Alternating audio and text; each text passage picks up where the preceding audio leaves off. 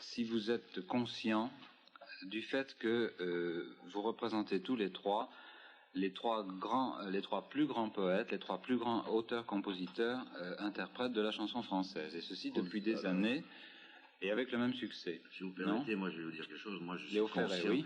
Moi personnellement aussi, aujourd'hui je suis conscient d'être avec deux de mes confrères. D'abord, j'ai dit confrères, qui ont un immense talent, et puis d'être je crois que ça commence aujourd'hui, et puis j'ai des idées derrière la tête d'être avec deux copains. Et ça, il y a longtemps que je le veux.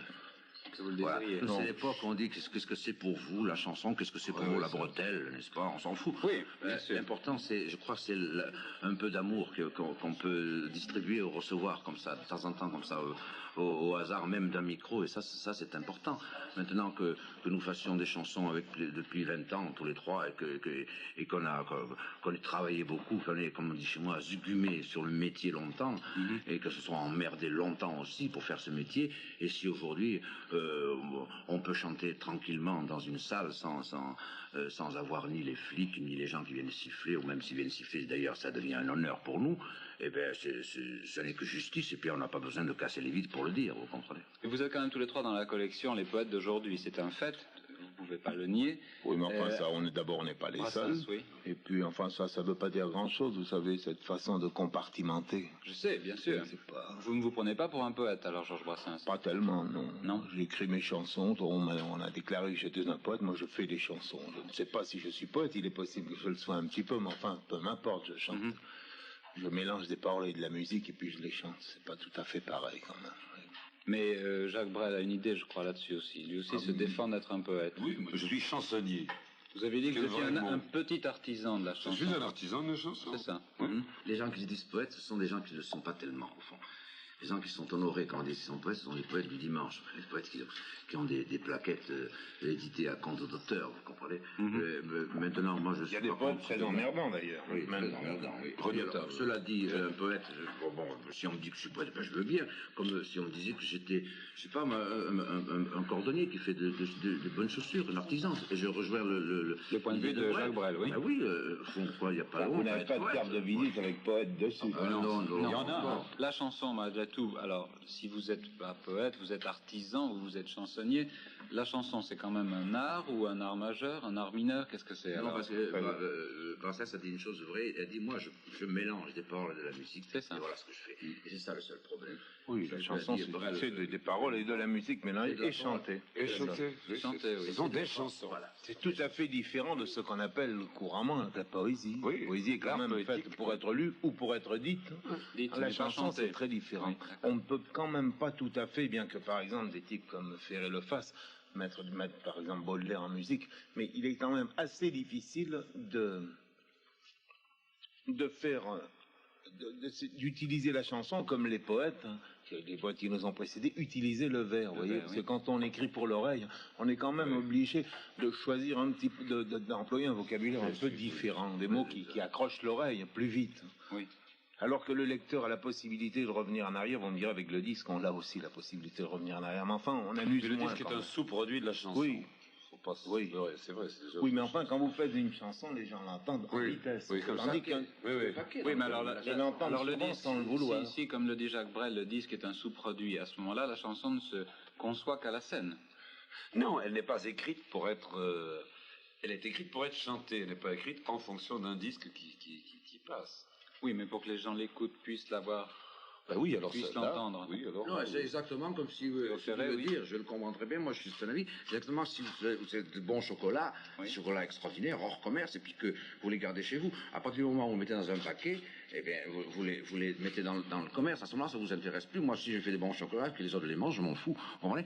Et alors, à ce moment-là, le paquet, c'est le disque. Oui. Ben, le disque, c'est un peu la mort de la musique. J'aime bien qu'il dise ça parce qu'il est un peu de mon ami. Autrefois, on chantait quand un type faisait une chanson et qu'elle plaisait, les gens se la chantaient, se la passaient, se la prenaient. Oui. Aujourd'hui, c'est un peu différent. Le public est devenu plus passif. Absolument. Autrefois, ils participent et ils avaient des cahiers de chansons. Il y a des gens qui reçoivent d'abord la musique ou d'abord les paroles. Bon, les gens les plus intelligents reçoivent d'abord les paroles. les gens les plus sensibles et peut-être les moins intelligents, ce qui est possible aussi, reçoivent d'abord la musique, ils écoutent les paroles après. Alors ce qui fait que ça fait connaître, et j'ai fait connaître Baudelaire à des gens qui ne savaient pas qui était Baudelaire, vous comprenez ça. Autrefois, quand Adib écrivait une chanson, les gens la reproduisaient, et maintenant c'est nous qui nous reproduisons. Et c'est ça l'ennui, c'est que ça faisait chaîne avant. Enfin, je dis avant le micro-sillon, en fait. C'est le plus grand inventeur de la chanson, c'est cet Anglais qui a trouvé le principe du micro-sillon pendant la guerre. En fait. Ça part dans des couveuses, et puis ça part. Alors qu'autrefois, c'était des gens qui ils recevaient un œuf, et ils essayaient de faire le même œuf chez eux, comme ça, le dimanche, avec un piano. C'était charmant, ça. Alors vous leur donnez l'œuf. Ah ben oui, il faut que quelqu'un donne l'œuf, ça, bien sûr. Non, oui, mais ça rejoint à ce que je vais vous dire maintenant, parce que, est-ce que quand vous disiez tout à l'heure, on est poète, on est artisan, tout ça. Non, vous savez ce qu'on est, tous les trois? Des pauvres connards devant des micros. Non, on est des chanteurs. C'est Brassens. On est des chanteurs. Parce que si on n'avait pas de voix, on ne pourrait pas se publier. Parce que si tu n'avais pas de voix, tu n'écrirais pas. Et moi non plus. Pas de voix, c'est bien gentil de me dire ça, mais enfin, c'est pas terrible. Tu as de la voix, tu chantes, lui aussi. S'il n'avait pas de voix, qu'est-ce qu'il irait chanter les chansons de Brel? Tout ce qu'il fait, il n'écrirait pas.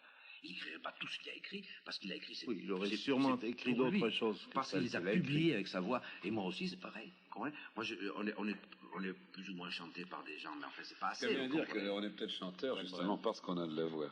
Est-ce que vous avez fait dans votre vie autre chose que de chanter, d'écrire ou de composer? Et est-ce que ça, à un moment donné ou à un autre, ça vous sert dans votre métier actuel? Ah oui, mais alors je crois que parallèlement, on ne peut pas faire autre chose. Mais dans ce qu'on a fait avant... Parce qu'on a fait avant, on a tous fait des études, on a tous étudié à l'école, on a fait des trucs. Et puis on a vécu. Et vous tournez la page et vous faites de la chanson. Non, on a toujours fait des chansons. Quand Brel est arrivé à Paris avec sa guitare, pour gagner sa vie, c'est pas ce qu'il faisait, mais c'était pas marrant, je suppose. Et puis, il n'a pas envie qu'on en reparlait, je suppose. Ça m'était grave, je faisais rien du tout. C'est pire que ça. C'est mieux, c'est beaucoup mieux comme ça. Tu n'étais pas le seul d'ailleurs. Non, on était... Il y avait l'association des... Moi, je n'ai jamais rien fait que ça. Moi, j'ai fait des choses. Vous avez plus ou moins fait du cinéma, je crois, tous les trois. Deux l'ont abandonné, un autre le fait récemment et y trouve beaucoup de joie.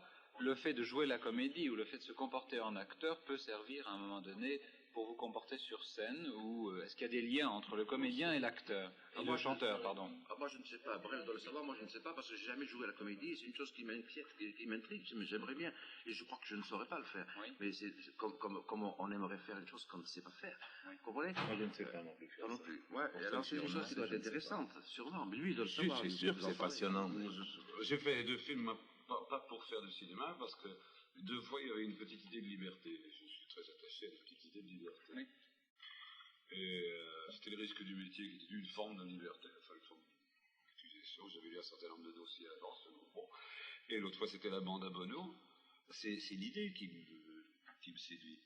Et à ce moment-là, je crois que si on peut donner un coup de main à une idée, ça, je le fais comme ça. Mais c'est pas pour faire du cinématographe des Frères Lumière. Enfin. Oui, c'est parce qu'il y a quelque chose. Remarque ça devait être passionnant, le cinématographe des Frères Lumière. Celui-là devait être extraordinaire, sans doute, oui. Oui. Parce que tu veux dire que quand tu tiens ton rôle, à un moment où tu es sorti, tu rapportes la réplique ou les répliques, tu es aussi seul que quand tu es dans une salle, tout seul, avec un projecteur, à chanter tes chansons pendant 2 heures. Oui. Tu es aussi seul. Oui. Ça, c'est nouveau, c'est pour moi, parce que ça, je ne me rends pas compte. Oui, sûrement, parce que s'il n'est pas bien, on dira qu'il n'est pas bien, tu vois, il faut quand même qu'il pousse son cri. Oui. Donc il est dans sa carapace au moment où il en plus là c'est un peu différent parce que c'est moi qui ai provoqué cette folie.